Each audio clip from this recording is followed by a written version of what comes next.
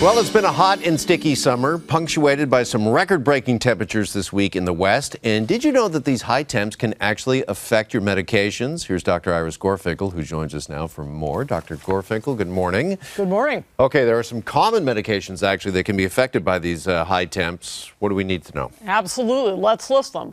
Blood pressure medications. And why would that be?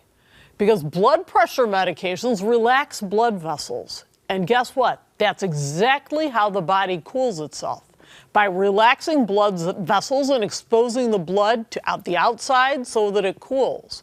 So what does that do if all the blood vessels are wide open in hot weather and on antihypertensive medications? Less blood gets up here and the person is more likely to faint. And who's more likely to faint? Older individuals who are taking it, because their bodies don't regulate temperatures the same way, and they sweat less. There's another group of medications as well. Medications used to treat depression and psychosis. Those medications can also disrupt temperature regulation in the body and cause it more likely to overheat. Is there anything you can do to counter that? Stay cool? Stay cool, drink enough fluids, be aware of what's happening, and try to have fans running. Okay. All right. We have to talk about this. There have been 9 confirmed cases of Listeria in Ontario linked to plant-based refrigerated beverages. Yeah, isn't that concerning? We're talking about Silk and Great Value, oat, coconut, and almond. So what does this do? Let's hold hands with the bacteria that causes it. This bacteria lives in the refrigerator. It can live at freezer temperatures, and it can divide at those temperatures. And when older people or pregnant people consume these beverages, what does it do? It goes into the gut, nausea, vomiting, diarrhea. And then it can get absorbed. The bacteria goes into the bloodstream, causing a fever, chills, sweats, headache. And then this is the nasty part. If it goes to the membranes covering the brain, the person can have meningitis and die from it. It is a very serious disease. But here's the good news piece. The vast majority of Listeria infections, and I mean emphasis on vast, do not cause illness. So in all of Ontario, there have been 9 cases, and if somebody has those products, they should throw them away. But fortunately, our body is pretty good at getting rid of it. All right. Also, we got new research that says that money problems, if you've been experiencing money problems, that can be an early sign of dementia? How does that work? That doesn't come as news to anybody who's suffered with somebody who's getting older. The memory goes. And what happens? The credit cards don't get paid. And what happens after that? Well, the credit scores go down. Interest fees accrue. People can get into serious debt.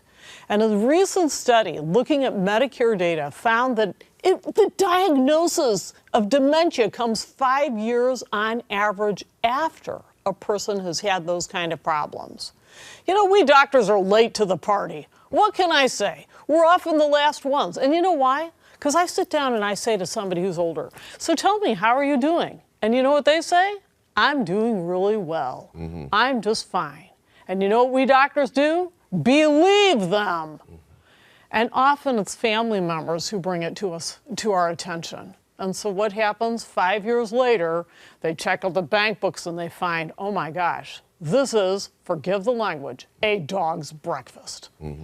Okay. So we're talking about the older generation. When we say money problems, early signs of, we're talking about the older generation here. Not always. You know, we've seen Parkinson's, Alzheimer's, it can affect younger people as well.